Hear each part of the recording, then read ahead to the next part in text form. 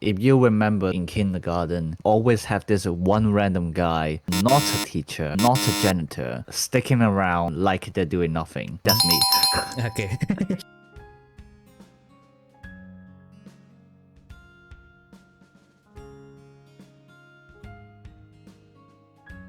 Hello everyone and welcome back to the Refresh Step, where you recover yourself for the main step. I'm your host for today, tomorrow, and the foreseeable future, Theodore Lu. And I'm with the hottest battler in the UK and admin of the Battle Spirits English Wiki, Ayumu Seiki. I'm literally munching on beef jerky, and then suddenly you start the intro. Like, oh fuck. Oh my goodness. So I guess you are enjoying the beef jerky right now. I just finished it. Well, Yep. I'm still munching, but I think like all the time we spend in the US, you don't even munch on our beef jerky, do you? yeah, The meaty, Amamiya's meaty it's, beef jerky. yeah, it's made by not made. It's given by my bestie because he didn't like it, so like he bought like a whole box Mm-mm. of. Actually no, it's not from beef. I think. Mm-mm. Well, it's some kind of jerky. Okay. Mysterious meat. It tastes like beef, but I don't think it is beef. And he didn't like it, so he just dumped the whole box to me. Mm-mm. He gave it to me in December, Mm-mm. and I haven't even finished half of it yet. Well, I mean it's jerky, so it's meant to last a long time, isn't it? Yeah. But I mean, like, it's a very big box. Mm-mm. That I haven't even finished half of it yet. Nice. But you know what else has been going on for a long time, Ayumu? What? This podcast. Because today, as of this episode, we are having our 52nd episode, which means we have more episodes than Gundam SEED. Well, the most seasonal. Yay. Well, not even seasonal Yeah, anime. the Like first the season, most yeah. like 4 seasons anime. Yeah. The first season, yeah. At least we have run for 4 courses now. Not going to stop anytime soon. Yeah. Yeah. And I think by the time this release, this will be Chinese New Year as well. So Happy New Year! Happy New Year! Yeah, give me red Oh. pockets. Yeah, You're I older think- than me. Give me red pockets. Yeah, it's probably going to be the next episode where it's actually like the Chinese New Year. Is it? I think so. Because I don't know. I haven't checked the date. Yeah, I think I only knew that because I have a tradition with Chino, of course, and then he was pretty much swamped with work, so I think it's going to take a while until it can be completed. Oh wait, no, it is Yeah. this week, Saturday, Yeah. 10th of February. Oh yeah. So yeah, then it will still be before the release of this podcast. No, the release of this podcast will still be before the Chinese New Year. So I think after the Chinese New Year, we will be reporting on what we devour for Chinese New Year. Probably not much. So I think the next one we're gonna be after that anyway. So yes, Yeah. Happy Chinese New Year. There we go. Happy Chinese New Year, yay! But yeah, my sister is going on a vacation, so I can't really expect too much thing about it this year. You know who's also going on a vacation? You. Yes, I do. So bye. Yay. No episode next week. No. Yeah, probably the next episode. Then Happy Chinese New Year now, because like probably the next episode will not be about Chinese New Year. The next episode then will be about Chinese New Year finally. My goodness. Well, I mean, we'll see. The magic of scheduling. Yeah. Yeah, I just went But to. yeah, my parents are coming over again. So yeah. Exactly. And speaking of having a feast, I just had a feast because I woke up a little bit too late, and then I was like, okay, I need to gaslight myself into walking, having at least 30 minutes walk, slowly building up my stamina, because I think that's one of the key reason, my key weakness that I found out when I lost in the worlds. I think like after the third round, like I am just wasted. I can't because I think like I am so used to playing like the best of one games, and then like the most I have to play is like 11 rounds, and then by the time the third round ends, I would have played at least 6 games. Most likely, if I win, then it's probably going to at least be 7 or 8 games because I'm still bad. So even if I win, it's most likely going to be a 2-1. Yeah. So that kind of eats my stamina a lot. So yeah, I need to start building up the stamina. So I gaslit myself because I was brushing my teeth earlier, and then I dropped my toothbrush. So I just threw it on the trash can since it's been like 3 months anyway. It's almost time to change my toothbrush. So I was like, yeah, let's just throw this. So I have to go out. And now I suddenly feel guilty because I'm the kind who's been using my toothbrush for like half a year. Oh yeah, I think like the good amount is like half a year. So like at least every 6 months, every 2 then this appointment. Yeah, but my parents insist that I should be changing like every month or something. So that whenever I see them, it's like, ta-da! Here's my toothbrush, and then you know, because like we're traveling, so I always bring my toothbrush, and they were like, "We're gonna buy a new one in Tesco." It's like, Yeah, you got caught. they look at this. We're gonna buy a new one in Tesco. You're not using this one. Exactly. I mean, like it's toothbrush. It's kind of hard to tell, like whether it is still in good condition or not, right? But I don't know. It's pretty easy to tell, but it's more like I'm pretty ignorant on everything like this. True. It's like my pan has been crying for me to wash it, but like no, you say you have enough coating of oil now. Nothing will stick to you, not even the germs. Well, No, just kidding. But I just had yeah, because of that I kind of wanted a burger, but like okay, so the closest so I bought the toothbrush in the drugstore. And then afterwards, I was like, yeah, I need to go to supermarket. But like the supermarket that is closest to the drugstore is the fancy supermarket. So I was like, So one, in order to save money. Second, in order to walk a little bit farther. So it kind of works with my goal to build up my stamina. Let's go to Lidl.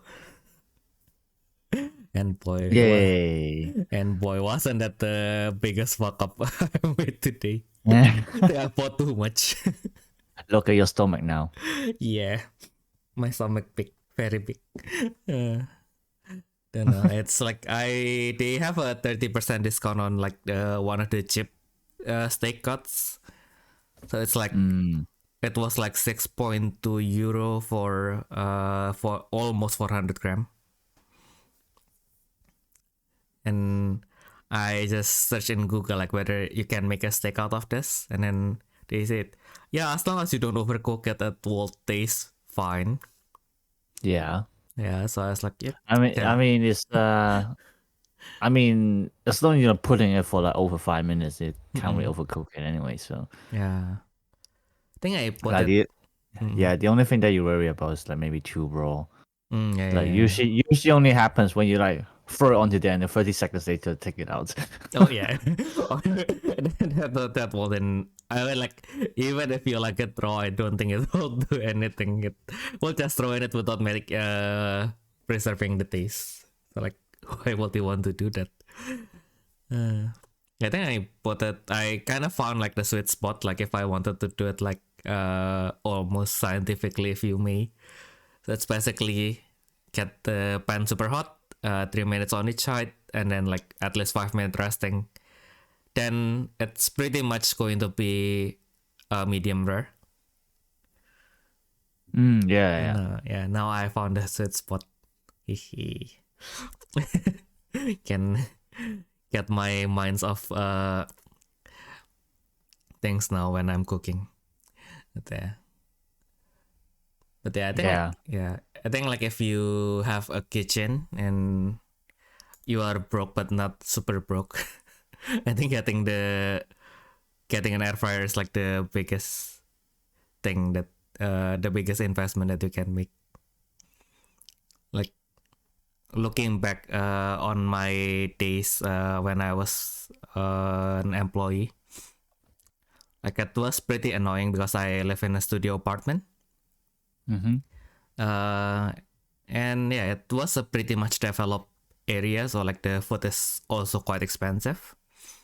So like maybe like almost 40% more expensive than if you buy them outside.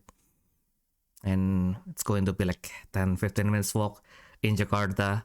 So it's not happy. It's not like a 10-15 minutes walk in Europe where it is like, the road is flat and everything is safe and everything is everything is bright enough. It's 10-15 minutes in Jakarta, which can be a little bit unpleasant, but yeah. So that's why I try to eat in the office as much as I can. And then yeah, if back then I have an air fryer, it would probably change the game quite much, because that would have been really useful to reheat lots of stuff. And also it makes fried chicken at least 80% of 80% close to how they were when they are fresh out of the fryer. So that's another plus. Given that how in Germany like fried chicken is criminally low in number. God damn. Yeah, that's why I kind of like the thing that I kind of like regret not doing in the US is basically eating more fried chicken. True. Yeah. And yeah, I should have ordered some chicken wings. I didn't do that. No, right. Hopefully next time the Pro Tour is in Texas or something. Like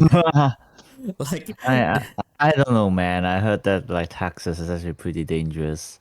yeah, true.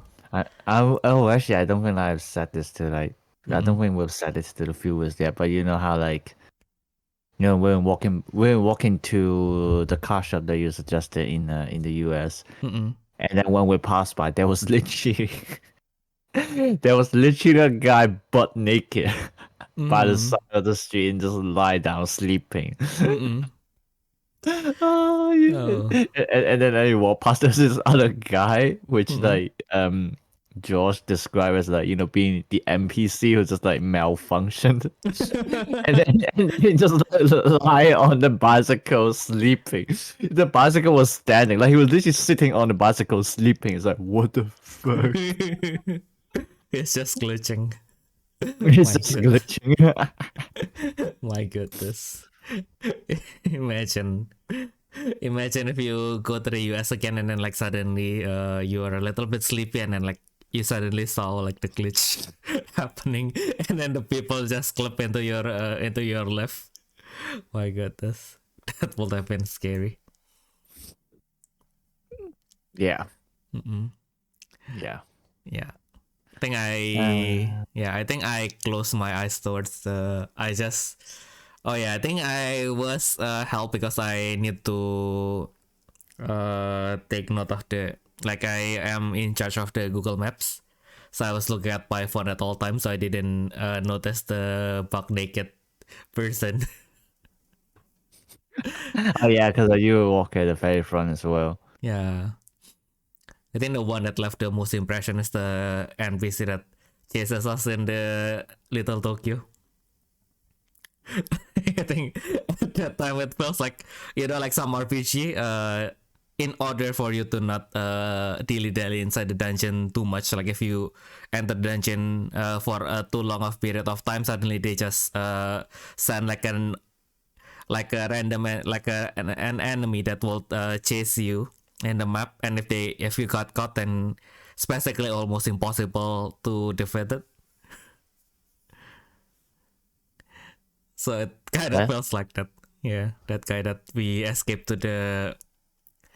What shop was that again? Like, I think one of our friends was kind of confused, like... that was this guy. Yeah, it was like, just like... He's not even drunk. I think he was literally mentally unstable. Yeah. And then it was wandering around, walking to our direction. Like, yeah, I'm just always afraid of those things. Like, I'm actually not scared of drunk people. Like they're just drunk. Like depending on their mood, it's fine to interact with them. But like mentally unstable people, you never know what they're thinking. Yeah. And yeah, it's just like a lot scarier. Yeah, I think you were confused yourself as well. Like you're just following me. It's like, okay, let's go in there, and you're just standing there. It's like, what's going on? Exactly. I noticed the guy and I'm like, fuck, how do we get out of this? Like because he followed us inside the store as well, so it's like, fuck, we are strapped now. God No, damn like, it. but that's the thing. Like that's why I chose to walk inside the restaurant because like there were other people. So even if something were to happen to us, like at the very least, the staff members are gonna do something because it's inside their shop. So like just like the safest choice. Yeah, true. Like you get used to a lot of these stuff when you're literally carrying your little brother around the UK for like 8 years by now. Oh my god. Were you It's just it's literally just older brother instinct. were you living in Birmingham all along? Don't know. No, no. I mean, I'm exaggerating a little bit, but like it's just one of those things where like when you have a little sibling to take care of, like you just become aware of a lot more things than like what other people do. So it's like you just want to protect your siblings at all times. Yeah. True. I mean, like I'm always a little brother, right? Like even with my friend who I met in the US, I've felt like she is like really spoiling me as if I'm her little brother, and I don't mind that. But yeah, still, I think most of my safety instinct kind of stems from my days in Jakarta, because like people's always, especially if you're like from my side of the island in Java, like it's really easy to be comfortable in a bubble because like Surabaya is like the second largest city in Indonesia, so the economy is like good enough. So it's easy to just basically you born there, you grew up there, you die there, and you don't really need to move away too much from it because like whatever you want to do, most of the things you can do. Like if you wanted to do like if you want to go to beach, you can just take the ferry to Bali. If you wanted to do more like the mountain stuff, we have that. So it's like, yeah, what do you even want beyond that, right? Like you want the nightlife, we kind of have that. Not as much as Jakarta, but we kind of have that. You want the good food, you know like people when they are not in the capital usually how proud they are of the regional food, and Surabaya being the capital of the region, like every single good food in the region you can kind of like try in Surabaya. And even if you want to go to the actual place where the place of origin, it's basically just a stone throw away, and it's not as crowded as Jakarta, so it's easy to be in your own bubble. And then like how Jakarta is, it's easy to exaggerate like how scary it is. But yeah, in the end, that kind of made me cautious enough. I think like especially having one of my friend, he has a pretty funny story though. So he was walking by himself like in a dark alley in Jakarta. So of course he was approached by a random guy who wants to mock him. But like my friend, he is like really tall, right? So he's around, let's say he is your height, but like he's around your height, but like how his body is like Amamiya times 5. So he was slouching because he was like really tired, and then like the guy was like calling out to him like, "Hey, you give me your money or something," but like he can't really hear it. So he was like he was like, he got really annoyed, and then he stood up, and then like when he was on full height, the guy was like, just no, fuck this, I'm out, and he just grabbed. My goodness. You know how those games when like a level one level one scout just like challenge you was like level 99. Exactly. It's pretty much like that. It's the level 99 mafia boss. My goodness. Oh my god, it reminds me of those like really shitty advertisements. Have you seen those games where like have you seen those game advertisements where like somehow you started off as level 1 and then you go out dating with this girl, you beat someone up, and then you become level 99 mafia boss? Yeah. I was like, I mean, one thing that always confuses me is that like, why do they even make these kind of advertisements? Like, what kind of benefits do they get when their games literally functions completely differently? And then like at the start, okay, maybe it's a method to get people to try out their games, though I don't even know why would they want to advertise a different game mechanic when they're like literally doing something else. But like, later on, when this gets oversaturated, it really confuses me why they will still keep doing this. Probably knowing that no one's gonna buy. Well, not buy as in like buying into this advertisement, like falling for this advertisement. I was like, but then again, there are people who try to do businesses, but they literally have no business mindset. I'm gonna say this again. I'm pretty sure I mentioned this before. But like while I was working as a waiter in this shitty Chinese restaurant, and then one day one of the managers asked me like, "So you're renting our flat, aren't you?" And I said, "Yeah." And then she said, "Why don't you just stay in there then?" and then I thought to myself, I was so close to just wreck her, but like imagine I'm earning £1,000 every month, and then my current rent is only 400. Why would I want to stay in a place to lose my £600 every month? Exactly. Bitch, you're managing a restaurant. Can't you even understand that logic? It's like, bruh. Yeah. And to answer your question, Russ, since I am at one point a game developer as well as of a very obscure game, but yeah, that won't be rude to my friends, but yeah, that's still something that we put like a whole year into. But anyway, I think it is easy to dismiss those kind of advertisement because like we are quote unquote gamers, right? By that I mean we have been exposed into like we have known like what kind of variation of games are out there, so we kind of know like why is this good, why is this not good.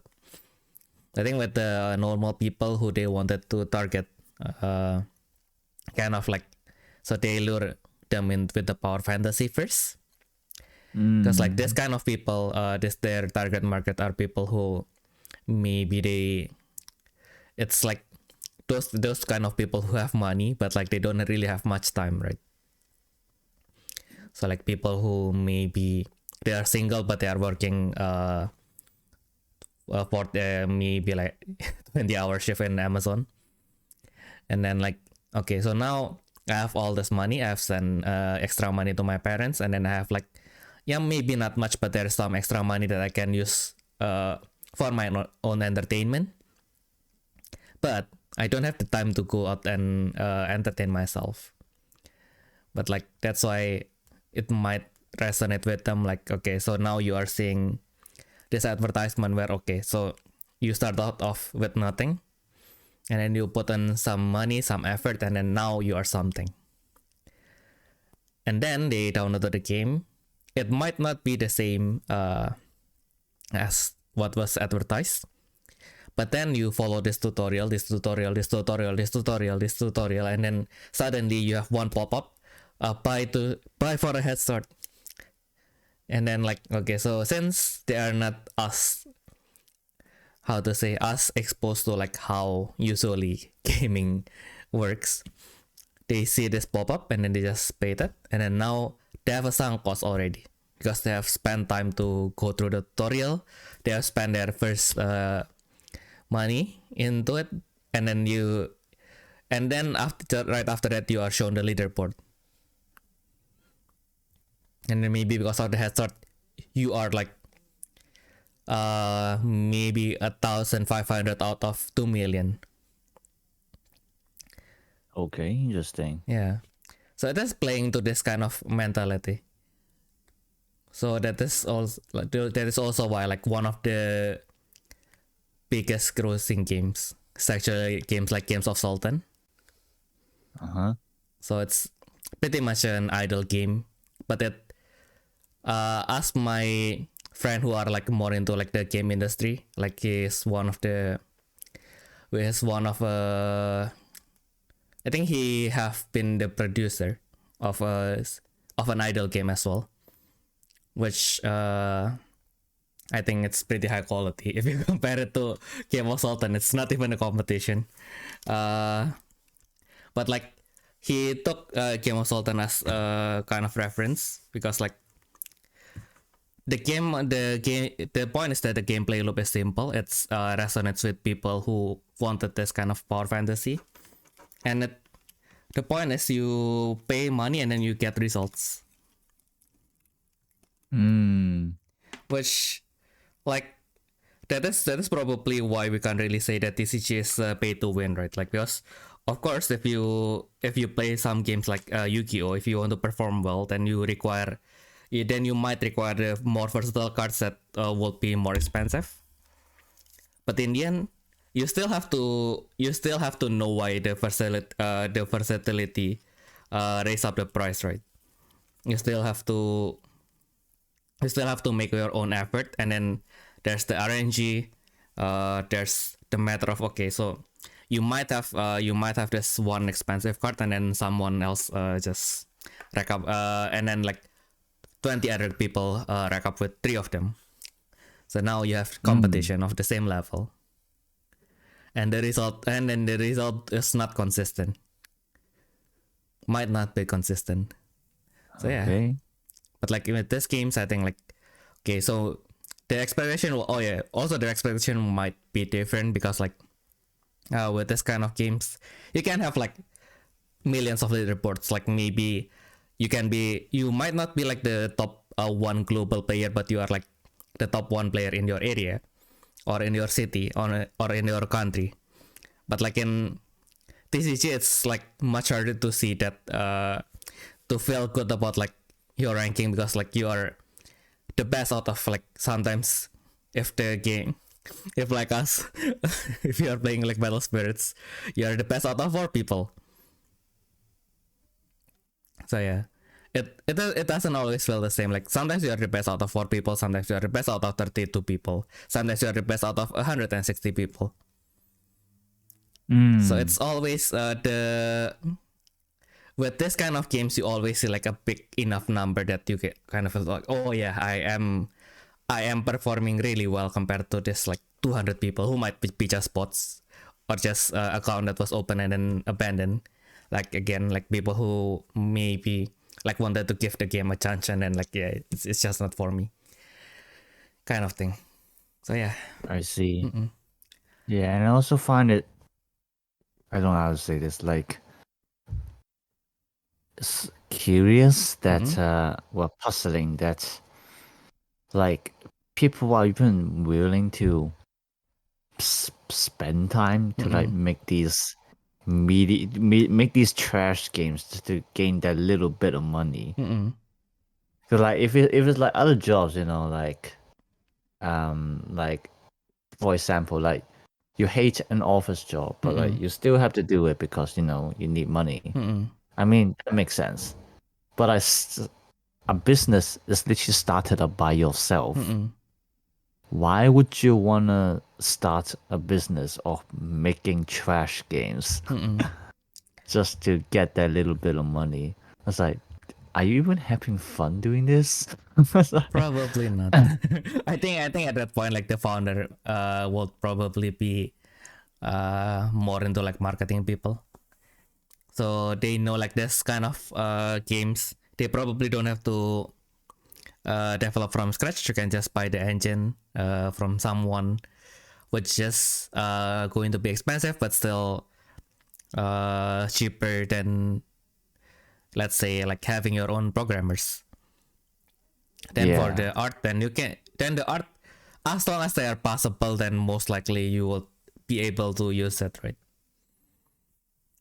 So yeah, and then like it is always kind of complicated because especially like with the new gacha games, like yeah, they are meh, but like I think like they are meh because like you have experience, maybe like FGO, you have experience, like Genshin, and then you see like this kind of games, it feels like, you are selling these games of this quality that might be like revolutionary like maybe 10 years ago, but you are selling it out now.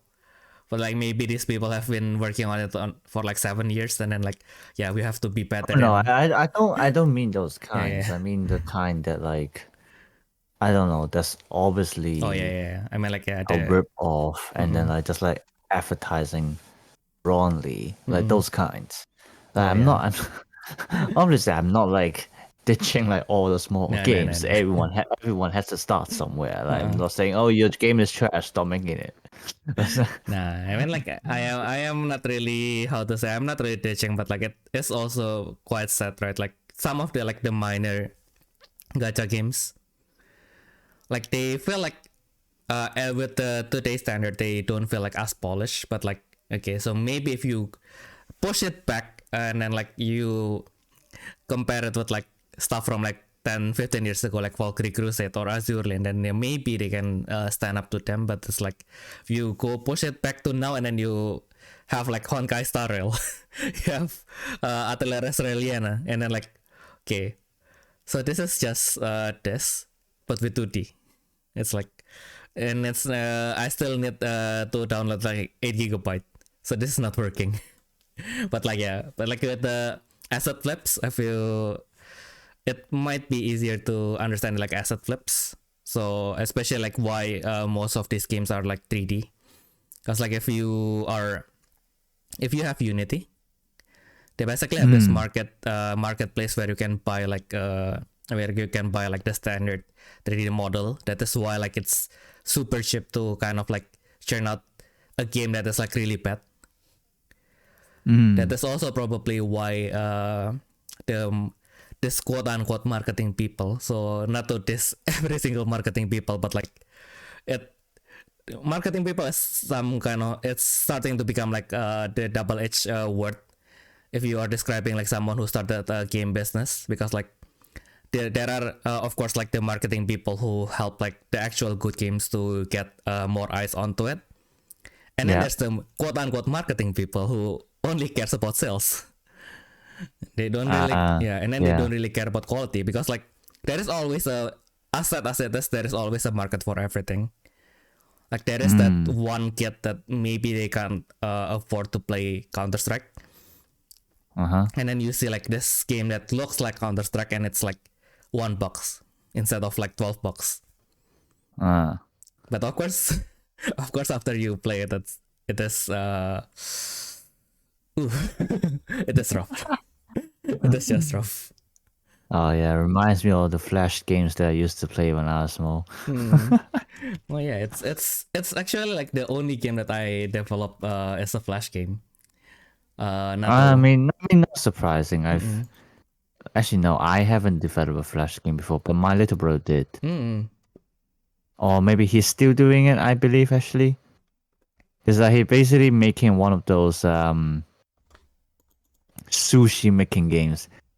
Ooh. You know have you ever played those ones before? Like you get customers and then you get recipes and you need to make the sushi before they get angry and leave. Yeah. I played. Yeah. Yeah. God damn, I played Dino Dash like crazy back then. God damn. Yeah. He's making one of those games. Oh. Oh yeah. Because I don't think I mentioned before, but yeah, my little brother's doing major maths and minor computer science. Yeah, that's why he's doing that.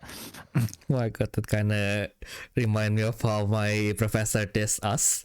It was like, I think like among the researchers that working in my lab, like there are only 3 of us who are like computer scientists. And then like he just said like, yeah, my actual major is like electrical engineering. Computer science is easy, so I just do it on the side. It's like fucking hell, man. And that is a big diss because like I know fuck all about the, like electrical engineering, like the control theory and what the fuck not. So like the control theory is basically like how like with the electrical stuff you can basically exactly like to a very with a very small degree of error can basically like exactly do the stuff that with computer you actually have more degree of error with. So like the stuff with the traffic lights and everything, like they don't have like complicated computers, right? It's all just really simple circuit, but like they never fail. And then you put computer on it and then it's suddenly okay, now the software it update and then now it's 15 millisecond late. which with traffic control 15 milliseconds might be harmful if it compounds, like if it's late for 15 millisecond every time, then it easily compounds into like 20 seconds or something. So yeah, my goodness. I realize how small I am in the grander scheme of things. My god. Yeah. But yeah, if you are interested in talking more into like how game development works, like the backend, maybe someday I can try to invite some of my acquaintances from the game industry. Don't know if they still want to talk to me or not, but maybe if I bribe them. But yeah.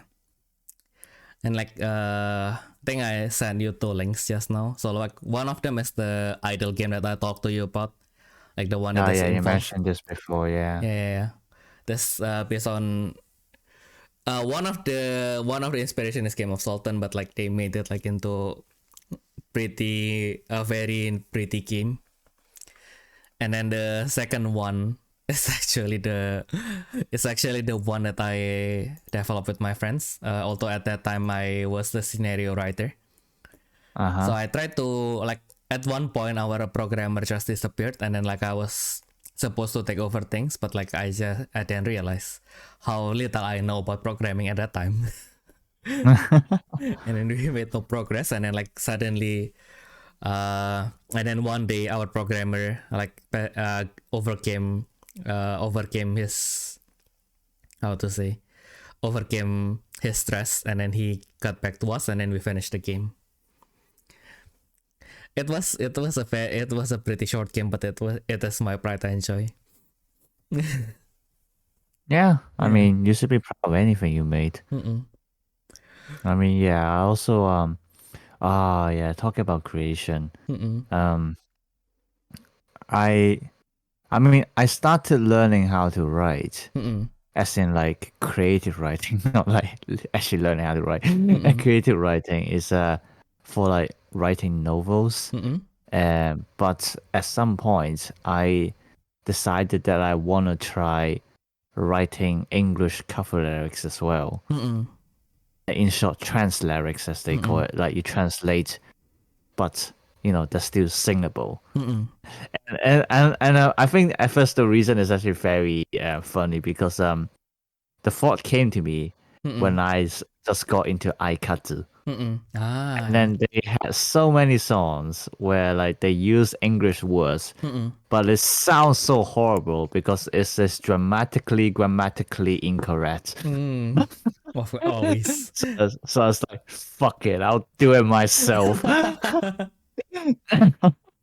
So yeah, so I think I wrote a few versions, at least like one or two songs, and then I share it in like the iCatch servers. Hey, you know, I wrote these stuff, and then one of them got interested, and then she said that she wanted to try singing it, and like for some reason, and like so that's like for some reason, the first time I wrote cover lyrics, I also like quote unquote got it published. Ooh, nice. It's still on YouTube right now, actually. Yeah. We need to look into that after this. Yes. Yeah, and so like after that, like I just starting to get the interest of like making cover songs. Like and you know, I went back because like she disappeared after like a few months or so. Like she got busy with everything. I see. Like it's not like it's not like we're on bad terms. We never were. Like but like yeah, she disappeared because like she got busy with everything. Presumably, like as I said, she disappeared. So I don't know why. But like before that, she did say like she had to go to school, you know, and all everything, you know. But yeah, so like you know, I went back to the mindset of I'll do it myself. And so that's why right now I'm saving money to get a new laptop, not just for editing videos, but also for me to start mixing my own songs. Nice. I still need to learn how to mix. And this is gonna be hard. I'm already getting a headache just thinking about that. Yeah. I mean, I already tried before, but my MacBook Air is just so shit that it literally lags with every movement I do. Like I try to put my vocal line up with the instrumental. Somehow, it's always gonna be 1 second late. I was like, fucking hell, man, I can't do this. Yeah, that's harsh. Yeah, I mean, even right now when I'm like, okay, I admit I'm lazy. Also because whenever I try to edit my videos, you know, pressing space bar and like it starts and stops the video. I press the space bar, it stops after 5 seconds at least. Yeah. Like, hell, man, I can't edit anything like that. Yeah. Yeah. Oh yeah, I mean, again, I'm lazy, but there's a lot of reasons why I can't really make that many videos.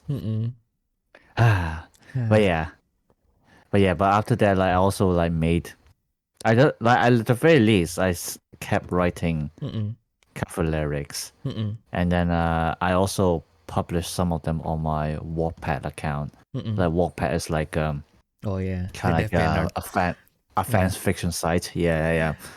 Like in hope that like if someone sees it, maybe like they can also try to use the lyrics to make their own videos. But yes, I've said it out. If you're interested, please contact me. Yeah. God damn it. Should I like why am I opening my Wattpad account now? I actually forgot my Wattpad account already. Yeah, I haven't used it for so long. Like I don't even know if I still get to have the right password. Yeah. I think I just used my Facebook to log in even.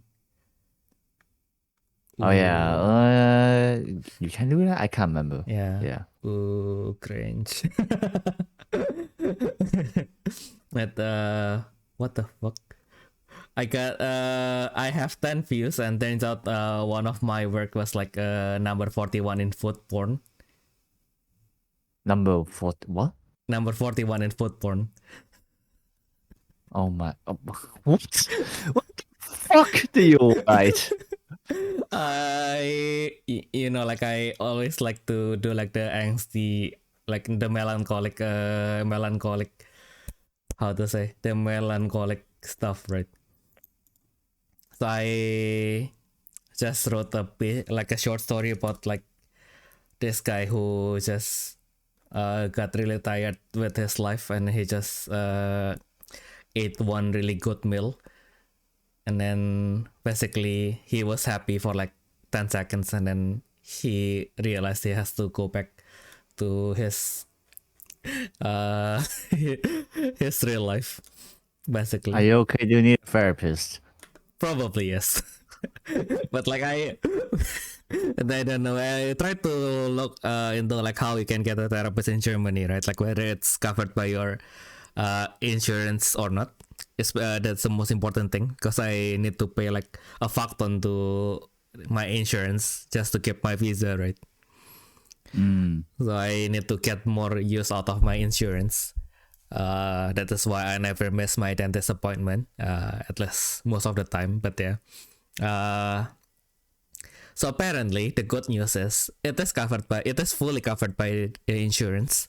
The bad part is if you wanted to get an English speaking therapist in Germany, it's going to be really competitive, so it's going to be as stressful to get a therapist as it is to not go into therapy.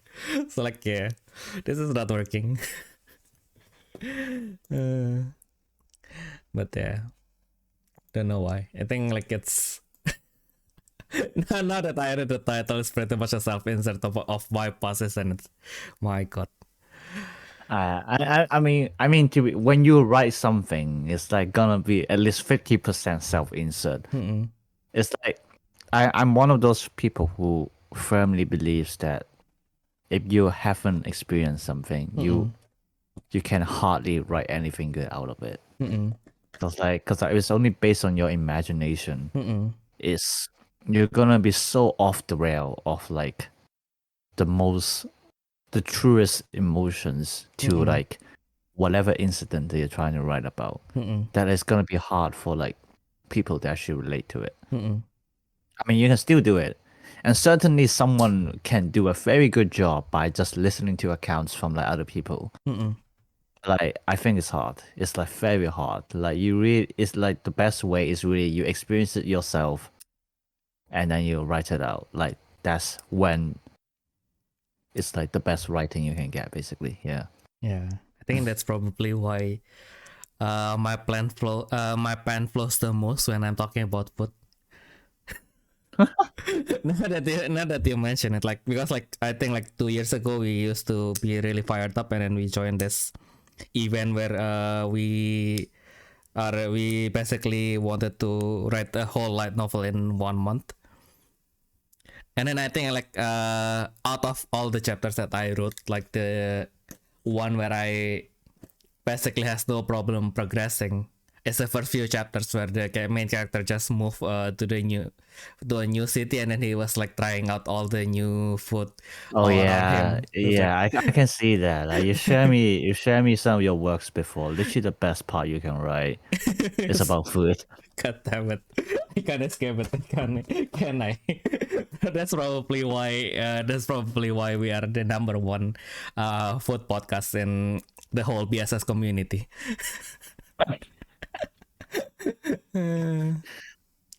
Oh my god. Oh my god. Yeah. It was like ironically I mean I like food, but like I don't necessarily like talking about them. Oh wait, but actually in that case have you read what's that called? Isekai Sokudo. Oh, I really love that. It's like Yeah. I used to only watch the anime, but I also got into the books. But it's been a while since I last read them. Like I started reading it because during that time in the anime society, we were just like looking to try to do some events. Because you know, I'm a committee member, and then like it's everything's getting a little bit dry. So I was like, and so I always like reading, as in like reading out loud. Because I don't know, I just like it. But actually, I think the main. I mean, I've been doing this ever since primary school. Like I literally compete in poem reading competition. I don't know if you have that in the West. We certainly have that in Asia. A lot of them, because Asians love to compete Exactly. with everything. Exactly. Yeah. So but yeah, you could. What was I going to say? Yeah, it's like a But chocolate. yeah, I think the main I think the main event that well the main moments that causes me to continue doing this was actually during high school when I had to participate in some volunteering works as literally part of the program. Like that's part of the school course. It's not even optional. We had to do that. And so one of the activities that I picked was being an assistant in kindergarten. Yeah. So like if you remember, like in kindergarten, you will always have this one random guy who's somehow not a teacher and they're also not a janitor, but they're just sticking around, just hanging around like they're doing nothing. That's me. Okay. And at that time, I understood. Oh, so they were literally there to take care of the students. Okay, got it now. Yeah, but yeah, that's what I do mainly. Like during off class sessions, during breaks and everything like that. And then I look after them, and one of them really like listening to stories. So literally every session, I would like have him sit down on my laps, and then I just pick out books, the children picture books, and read to them, and often they were so into it. I read like so like my whole helping session is 2 hours, and one and like part of and like 1 hour out of these 2 hours is literally me reading to them. So like, at one point I had to prepare the fruit candies to to make sure my throat won't go too dry after reading. My God. Well, yeah, but like it's after that, and then I figure like, maybe I can like continue reading some other stuff. Yeah, so like during the anime society, I suggested that I can do a reading session every week. Well, that was a long wind of stories to get back into this point. But Oh my goodness. but yeah, to do a reading session every week, just so someone can they can listen to something, I guess. And like, it helped with my speaking as well, cause my speaking actually isn't very good. I mean, it gets better now, but for a long time, I literally slur everything. I think I've said this a lot of times before, but this how I talk, well, according to my mom at least. But yeah, I just figured it will also help my speaking. So that's what I did, and I chose the restaurant from another world, Isekai Shokudon, because it's not it has a bigger storyline behind, but it's not very apparent and it's not crucial to the book as well. So like it's something perfect to listen to if you ever missed out a session or anything like that. So like that's when I started reading the novel, because like people don't have to get worried about missing some important plot lines. And it's basically the only, like at that time, it's the only novel without an actual plot that I'm interested in. Because I'm one of those people who has to read something with plot. That's how I started reading it, and then now I'm looking at Bookwalker. I stopped at volume 3, reading progress 36%, never continued it after that. Because unfortunately, well, I mean, obviously people would be interested at the start. So like, you got 5 or 6 people just joining the session on Discord voice channel every Saturday night. and then but like gradually, they get busy, they're not interested, they want to do something else, and then it went down to only 2 people. So and then eventually 1, and then I just stopped doing it. Oh, Yeah. I see. My goodness. But yeah, I also really like that series. I just realized it has a light novel as well. There's 4 volumes in Kindle. I think time to pick it up.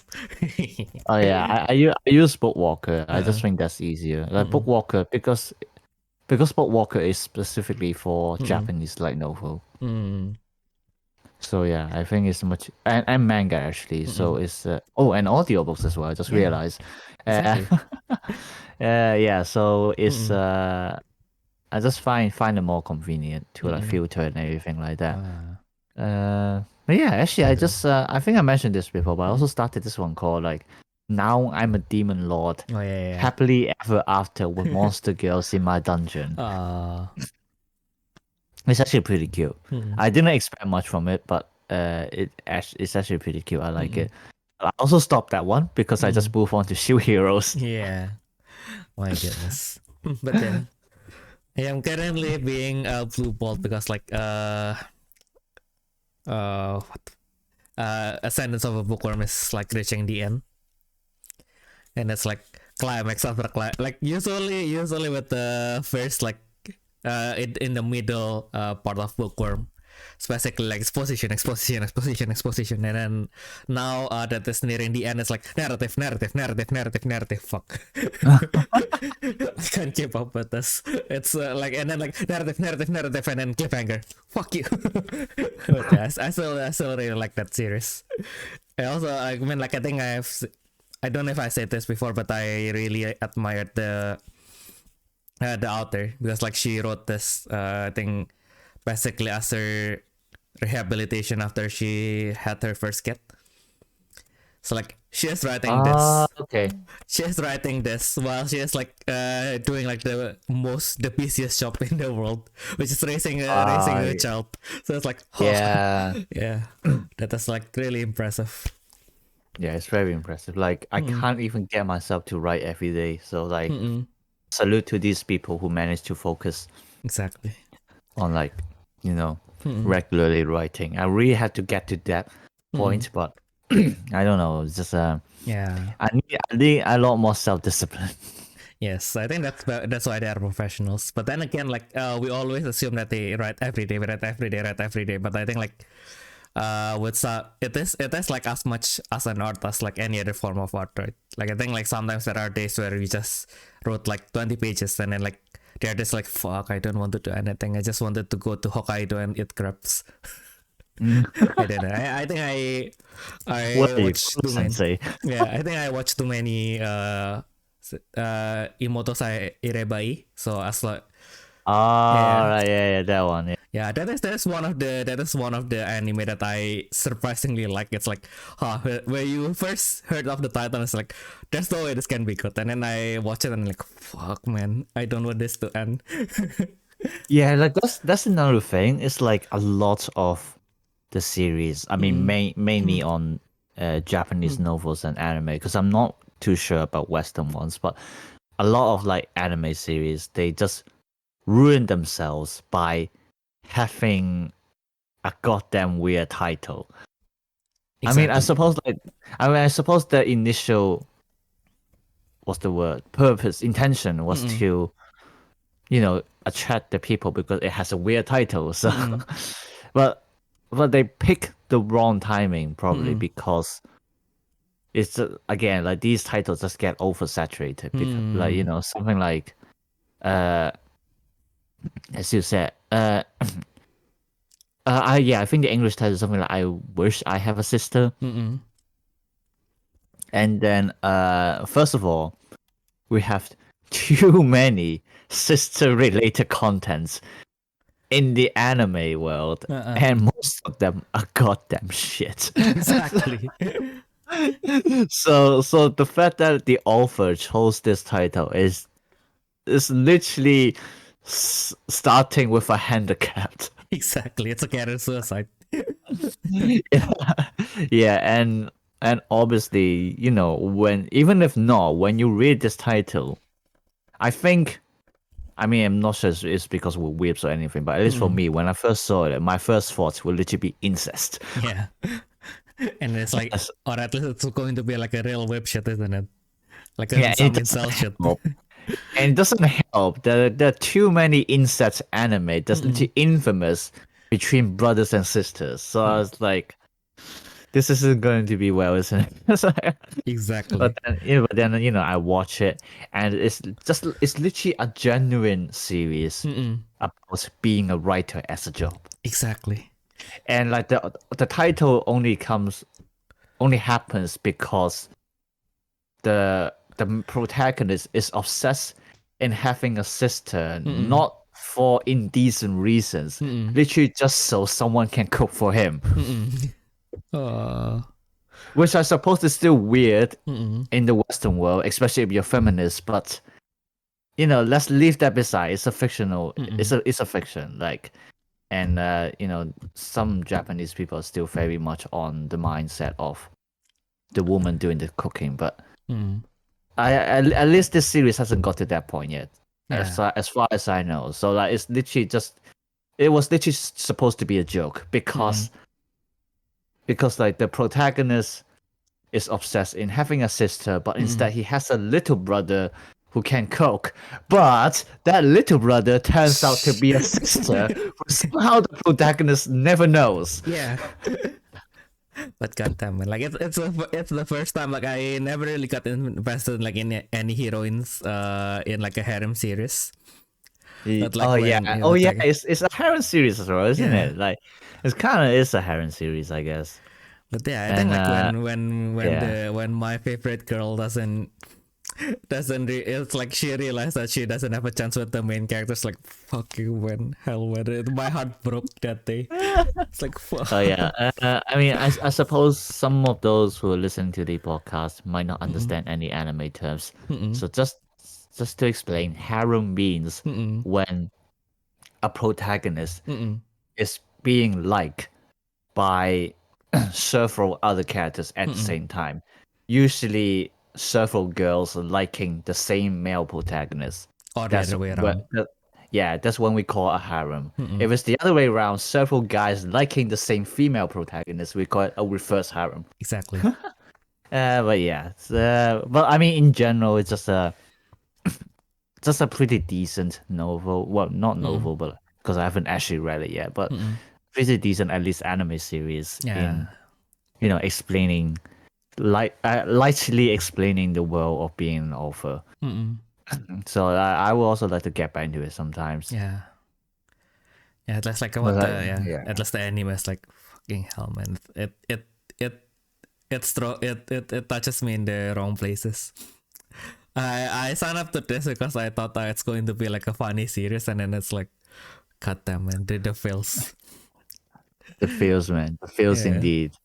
Oh my god, another misleading title I always think about is Rascal Does Not Dream of a Bunny Girl Senpai.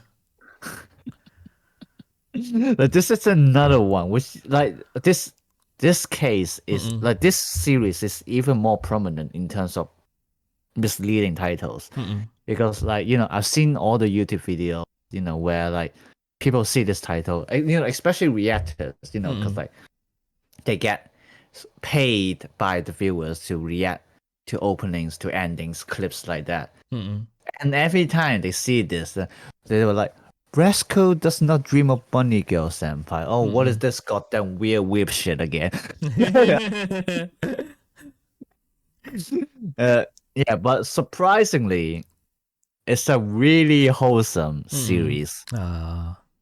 And on, well, love, really. And I mean, you can argue it's a harem series, but I wouldn't say that. It's because like they literally establish a girlfriend relationship on like the first volume, I suppose. I mean, at least they did that really quickly in the anime. I don't know at what point is that in the novels, but they established that really quickly. And then the rest of the series. So like basically the whole point is that you have this male protagonist who can somehow sense this paranormal abilities that's emitting from other people. So for example, the bunny girl senpai on the title, she kind of has the ability of being stealth. So like somehow people would ignore her presence, like she's invisible. But somehow the protagonist could see her at first glance, and like when he first saw her, he was wearing a bunny suit, wandering in a public library, and hence the title. Well, yeah, it started out weird, but then like their relationship is just very wholesome, as this literally what you would want from a good romantic relationship. So like it was very sweet. It was very wholesome. I like looking at those two. And then like the rest of the series is basically about this guy just encountering other girls with some other weird abilities. I believe there's even one that's related to time loop, which was weird. Like that was one heck of a trip. Yeah, but yes, somehow they're all girls. I can't remember if there was a reason or not, but it's just so you can sell more waifus as always. Exactly. Don't know why. I never touched the series in the end because at first it felt weird, and then like I started to get spoiled, and then I don't know why it smells like Clannad. I don't want to cry. It's at least it hasn't got to that point yet in the anime. I don't know how it develops later on. I mean, I don't think it has it ended yet. I'm not sure. I think like now with the anime projects they move into more into the spin-offs. Oh yeah, yeah. Because I'm staring at the page right now. It's so like I suppose that you can call like the series as like the Rascal Does Not Dream, because like it just because each of the novel just somehow. Oh yeah, so like the series called Rascal Does Not Dream, but then each book is about dreaming a different girl. Something like that. I see. Yeah. Yeah. Which is I still get into the novel, but like there's so many things I want to get into. Exactly. I mean, technically, I can just read them more, but I also feel guilty of just reading the whole day and not doing anything else. But especially when I should be finding a job as well. True. I mean, I still have the privilege because I'm technically financially stable right now, so I can get away with trying to spend my time writing an actual book and try publishing it, but it's very risky because I've never done this before. So first of all, I don't even know if people will like what I write, and second of all, I don't know how I should publish it. Like there are lots more self-publishing programs right now, but I still haven't looked into the procedures. I think that might be a bit hard to do that. I don't know. So yeah, but first of all, I had to start writing. Exactly. For my life, I just finished chapter 2. I haven't even started chapter 3 yet. Because I was trying to edit the prologue, because I gave it to my friend. He read it and it was like, this part it could be better. So I was like, okay, I'm gonna try rewriting it, and I couldn't. Yeah, I think I read somewhere in the past into like the books where they give advice to like people who want to do creative writing. I think like it's your first draft would always suck. But that's but that is also why like you have to finish your first draft until a certain point of time where it's enough for the release, so that you are reviewing it as a whole and then you fix it as a whole, instead of like, okay, I did one chapter and then I review everything and then it sucked, so I revise everything and you never finish the thing, right? I think actually no, yeah, that's true. Yeah. You're right. You are very right. I never thought about that.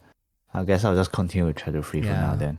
I think Because right now he told me because he only read the prologue. Mm-mm. I throw him both of the chapters as well, but I guess he was Mm-mm. too busy to actually finish all of them, or maybe he's just not Yeah, interested because the maybe. prologue just sucks so much. Yeah, so the prologue started off with some fighting, Mm-mm. and then he told me the way you write it, Mm-mm. it looks more like a Pokemon fight which takes turns and ends in 15 seconds. Mm-mm. So it's like, well, guess I have to change it then. I guess so. And then like the fights that I got into pretty much ended in 5 seconds. I think that will probably be how I do my fights as well. Yeah, it's Yeah. for me, this my main struggle is that I don't really know Mm-mm. how to write fast-paced scenes, if that makes sense. Yeah. Like my kind of work is usually either I'm not describing anything. So for example, he walked to here, he walked to there, he talked to this guy, and he went to sleep, like that. Or it's gonna be so descriptive, and it takes one paragraph to describe a bowl of rice with an egg on top of it. Exactly. But that's the best kind of description, isn't it? I actually wrote that part. I can share it to you later. Nice. But yeah. Yeah, it's just I just can't find the middle ground yet. But I suppose it's something that I can only understand if I keep writing Yeah. and also keep reading, which is one reason why I'm reading Shield Hero right now. Like, Yeah.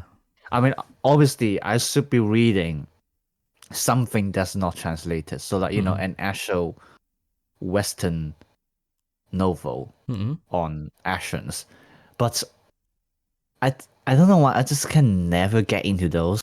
Like if it's about like I still read actual English novels. Actually, do I?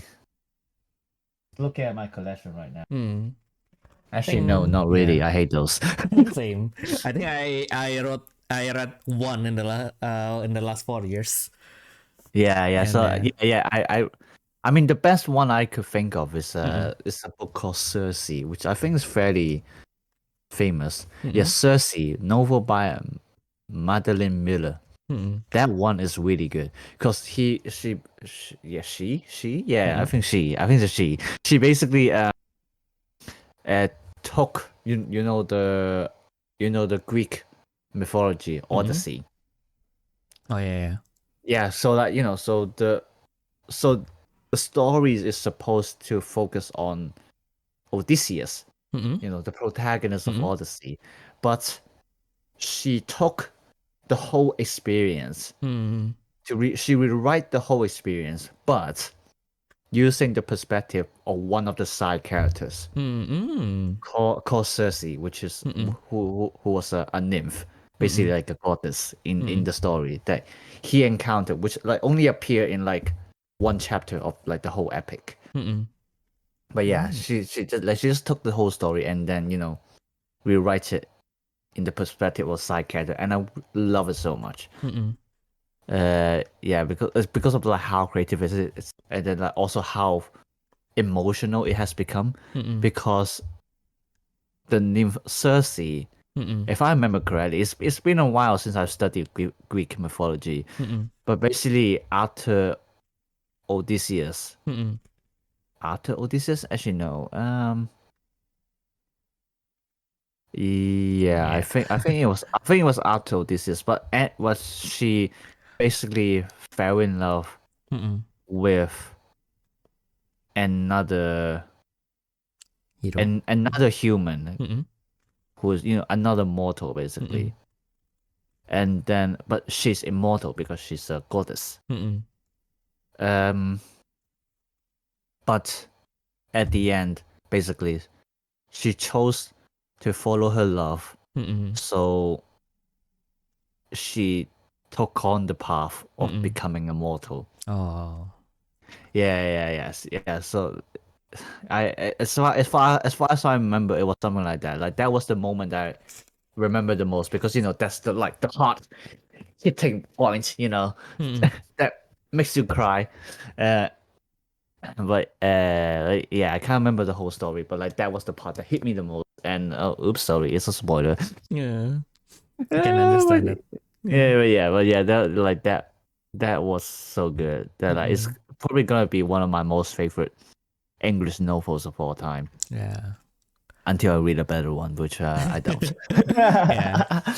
Yeah, I think. But then like the book is still not action focused, obviously. Yeah. Like it's more on love, and then it's more like a biography basically, but on a fictional Yeah. character. So like there isn't really a much actions involved. So when it comes to actions, right now, my main references are still translated light novels, which honestly aren't very good references, I guess, because even if the light novels were written very elaborately, when they translated, they probably dumb it down a little bit. But I think the bigger chance is that the novel itself was very simple in the first place. Yeah. So yeah, when you get translated, it basically comes down to he hits him with a spear, he blocks it with the shield, ping, it got parried. Yeah. I think it's also probably because the style of like the Japanese light novels is pretty much stems from like the tabletop RPG. It's like Dungeons Yeah, and no, Dragons. that is very true. Yeah, they are a lot more simplistic in terms of like writing, because I think this also relates to kind of the mindset of the Japanese, I guess, in that like don't quote me on this. I haven't actually studied Japanese novels, but I mean I read other translated novels that aren't light novels, that are not anime related. You know, they're still written by Japanese, but you know, they're just normal novels, if that makes sense. Yeah. And but those novels are also, at least the ones that I pick, are also very simple, because at the end, what they're trying to bring out isn't really the descriptive scenes of like the characters, but rather the emotion that carries on it. Like, I read this book called The Incident at the Convenience Store or something. I can't remember the name exactly. I'm trying to look right now. Okay. Yeah. It's called The Convenience Store Woman. Oh. Okay. Yeah, and it's about a woman, duh, who Yeah. work in a convenience store, duh, for Double like, yes, for like 20 plus years and never changed her job. And until she found a stranger who got kicked out of his home. And then somehow they.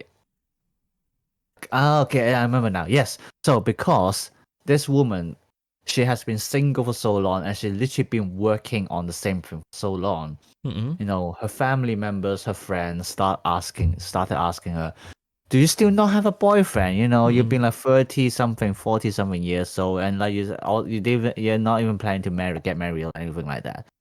And then she got a bit annoyed with all those questions, and actually not really annoyed, but like more like she has a peculiar mindset that like she needs to, you know, blend in with the people.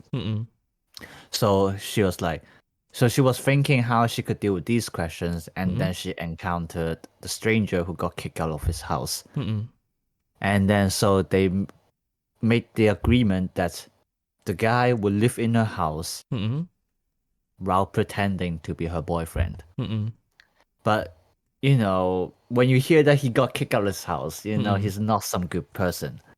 So, like, you know, slowly he starts to demand more stuff, especially in terms of money. Well, in terms of spending, more like, because, like, you know, working in a convenience store, you're not already earning much yourself anyway. But, you know, this woman, she lives in a minimalistic life.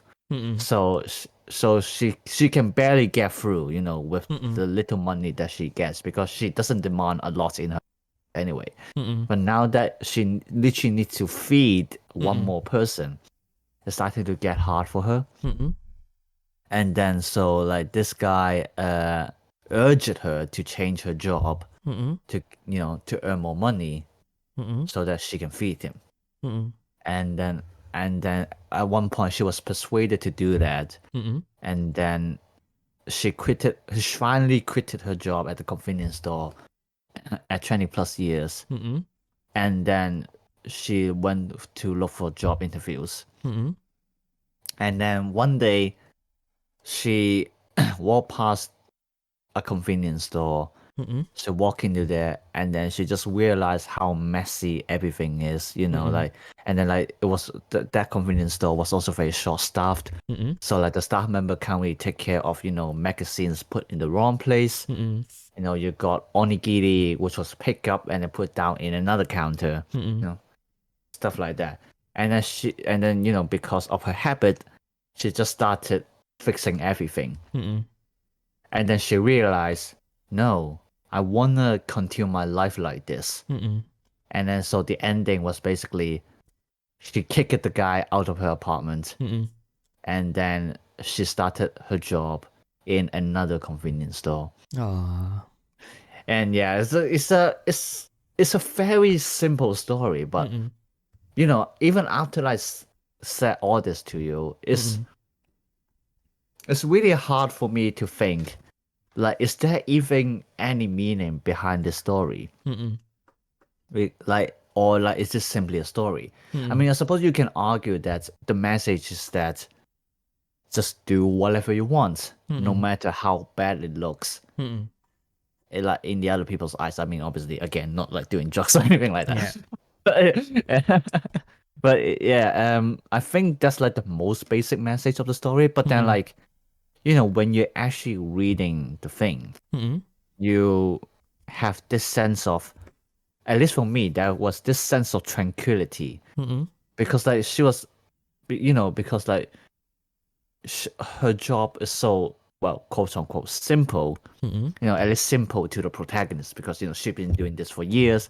She literally knows how to do everything. Mm-mm. And then she has really nice manager. She has some really nice staff, colleagues.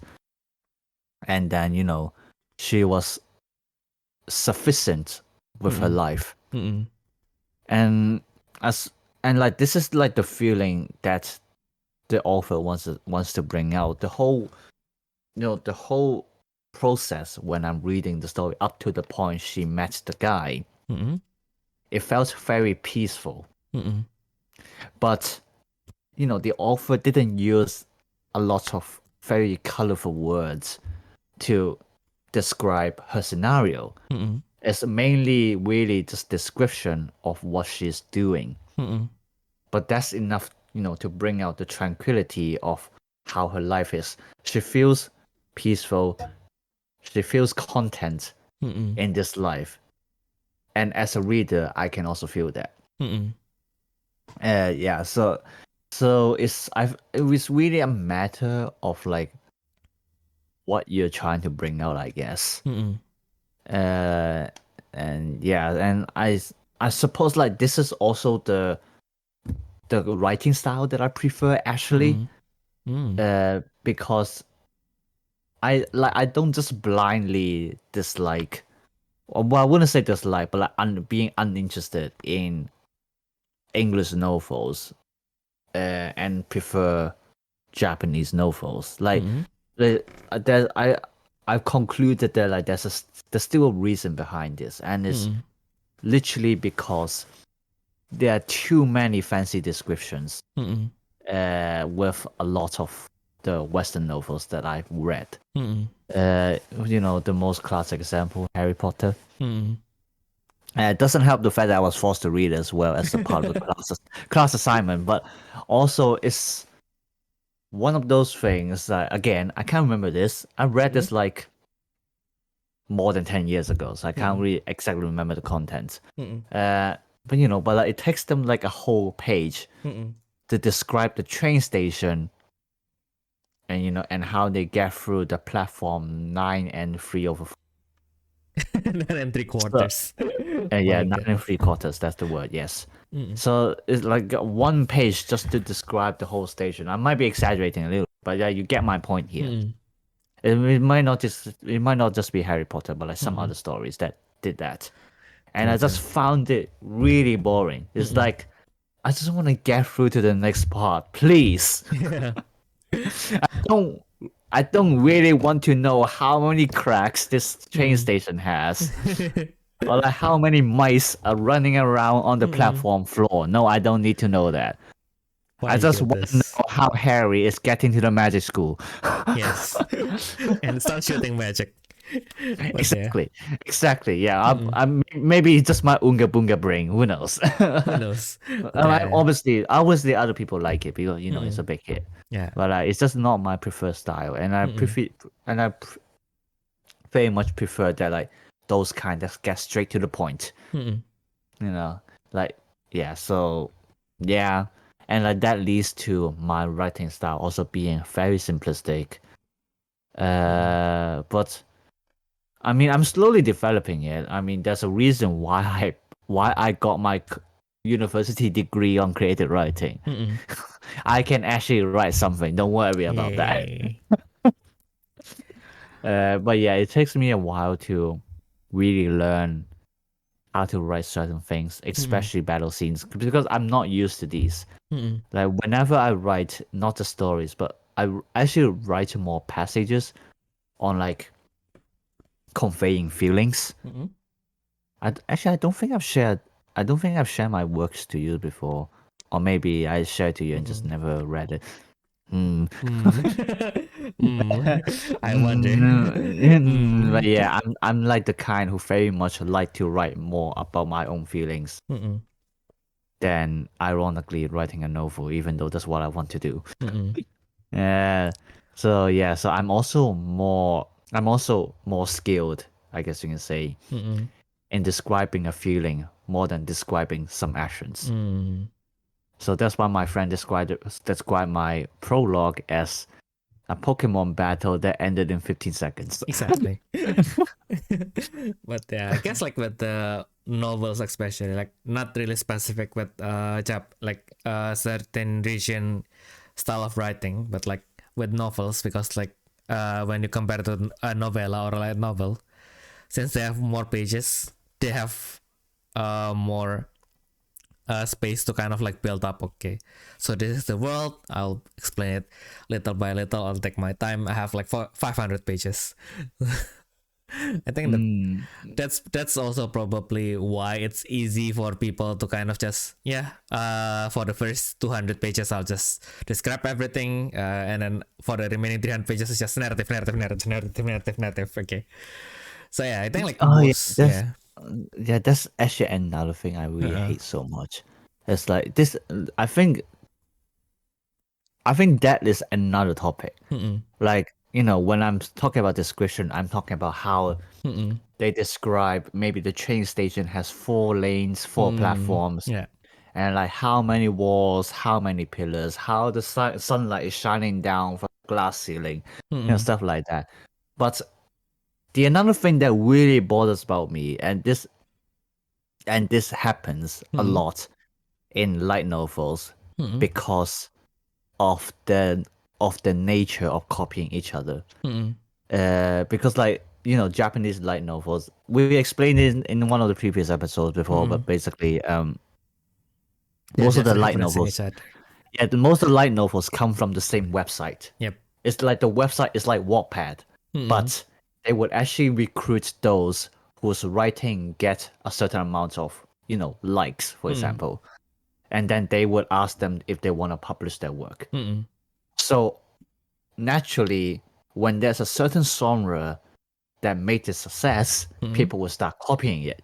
The most obvious example is how Jobless Reincarnation made its debut. People really like it, and so the other authors start copying it. And this is where the meme of the truck hitting you to another world came. Because Jobless Reincarnation literally started it. It started with the protagonist getting hit by the truck, and then it got sent to another world. I mean, obviously, he's probably not the first one to do that, but because he's the one that became successful, the others just started copying him without actually understanding, the meaning behind of what he's writing. I mean, obviously, I don't think there's any meaning behind getting hit by a truck, but you get what I mean. Yeah, exactly. and so like a lot of the times, like the authors, when they try to write this fantasy world, the best part is actually basically explaining what you need. So, for example, you're trying to learn math, and then obviously you have to start with addition first. So I'll tell you, okay, so addition, this is how it works. 1 plus 1 equals 2. And then, okay, and you say, okay, now I know 1 plus 1 equals 2. And then we get into more exercise of addition first. And most we're adding in subtraction. But this is like the perfect way to write a novel write a story in my opinion, because it feeds you the information of the background while also progressing the story. So, so it's like how I teach you to do 1 plus 1 first, and then I'm not even going to do subtraction first. I'm going to teach you the larger numbers. For example, how to jumping from 1 digit to 2 digits. 9 plus 8 equals a 2-digit number, which is 17. Etc. And then I get into subtraction. But a lot of the novels right now, because it's easier to do it this way as well, they literally started, okay, this guy, bam, got smashed by a truck into the another world. And then, okay, this world, it has dragons, it has magical girls, it has monsters, it's a magic. And then the magic function with water, fire, lightning, wind, ground. And then all this protagonist has all 5 abilities, and then he can immediately do all this stuff. And then like, because it works in this way and that way. And they literally dump all of these background information in like the first 20 pages or something like that. And when I was reading it, like it loses the interest, because it looks more like I'm reading an instruction manual. Which is what the Japanese do best. Well, arguably.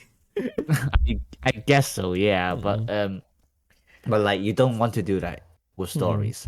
True. Yeah, so it's like, when you keep reading it, especially since when you also dump this much, you're not gonna remember everything. It's the same as like, okay, 1 plus 1 equals 2. Now we're gonna do multiplication and then division. This is how it works. Oh, here's also fraction, and then where it works. And then now you're doing algebra, and then need to know the chain reaction as well. And not that everything will matter, because like the thing that made the protagonist strong is they are not affected by the system.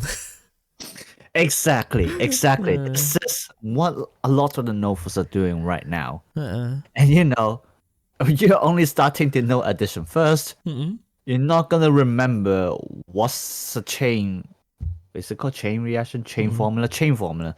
Something like that. You're not going to remember what's the chain formula. You're not going to remember what's the square root. Even though you just read all of those stuff. And then at the end, it just comes to the point where like they have to remind you later on anyway. So I was like, well, you just literally just wasted 20 pages of nonsense because you have to repeat them later on anyway.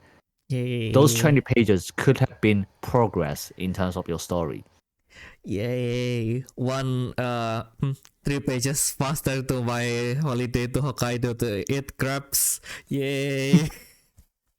Well, yeah, I guess you can think of it that way, yes. I think what's even worse is that like some of them, they wrote all these 20 pages of instructions, and then like maybe 7 volumes later, and then the protagonist did this, and then like the other character, oh my god, you can do this?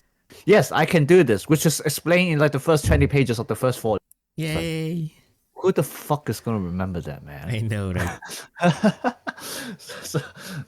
So yeah, it's just like I just really hate reading some of those, and it doesn't help that a lot of them also. I like how they just turn into me ranting about shitty novels, but I just don't like how some of them also just copy game mechanics. Yeah.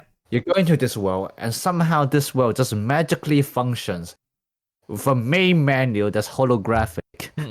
can only read by one person, and then you have, and somehow you have character profile, you have settings, you have status, and then you have level system as well. And then I was like, I don't want more games. I want an actual fantasy world.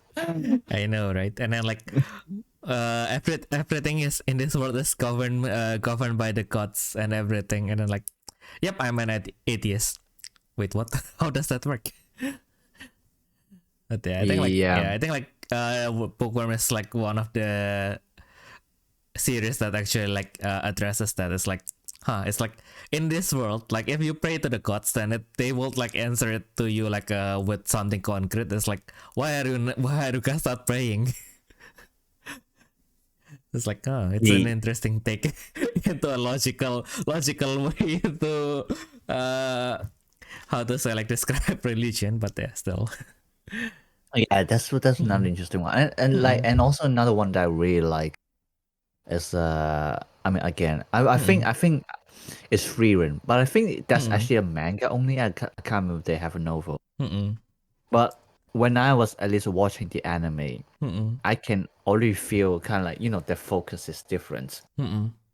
Especially since it's about the world after Demon Lord. The Demon Lord is defeated. Yep. So it's more like a slice of life kind of story.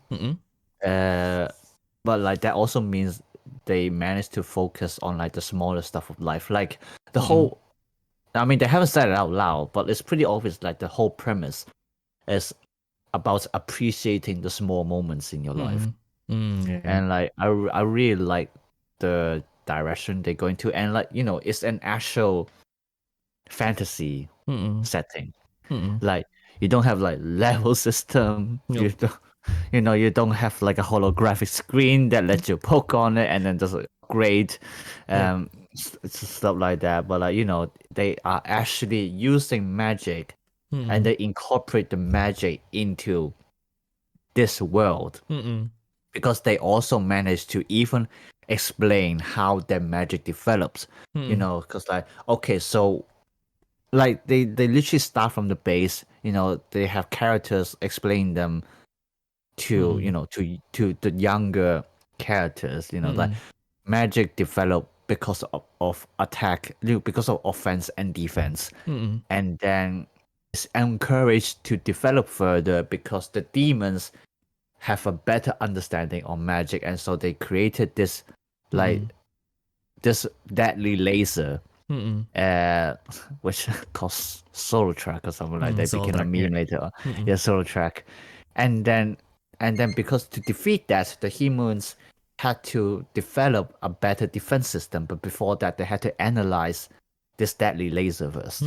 Like they actually explains how the magic develops, instead of being like, boom, here's a magic system, boom, 5 elements, boom, now you can fire lasers, and then like they never say how you do that.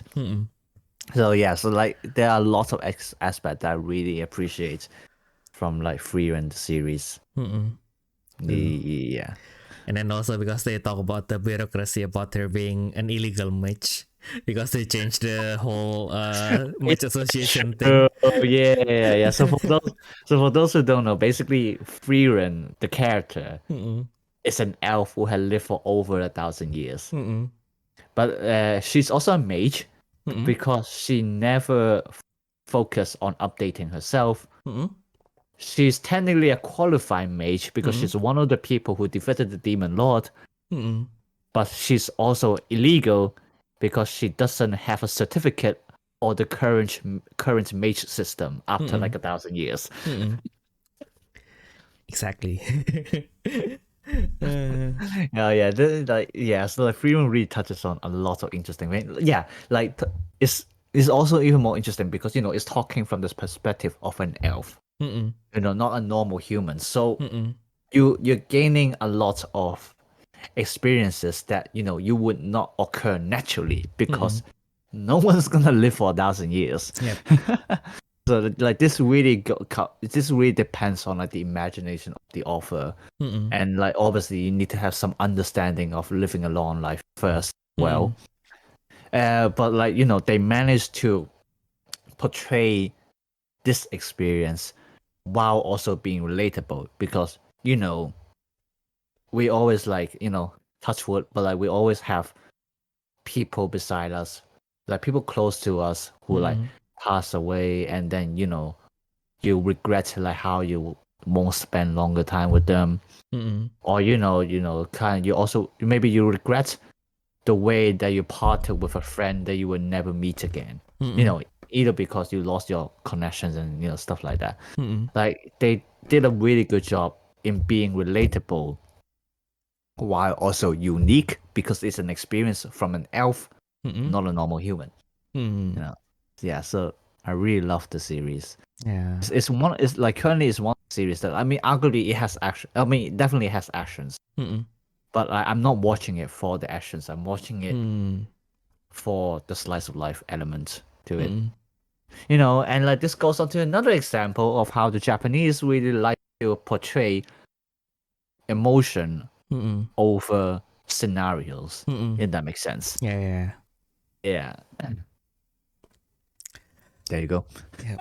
Oh my god. My goodness. So it's not about food this episode. No, it's fine. It is food for the thought. That's why I've been silenced. Like I'm trying to digest all of these informations. I like I guess like one of the topics that you have talked about earlier kind of like triggered some of my core memories, but I guess we will save it for another time. So yeah, now that you have all this food for thoughts to digest, if you guys want us to talk about anything specific or you have any questions, feel free to reach us at our email at therefreshsteppodcast@gmail.com. Or if you are listening to this on YouTube, feel free to drop your comments below. And if your question is big enough, then we will talk about it in the podcast as well. So yeah, I guess now that I am having a food coma from all this talk about novels and such, I guess that has been everything that we can share for this week. We hope that you guys have a nice week going forward, and we'll see you all in the next turn. Bye bye. Bye.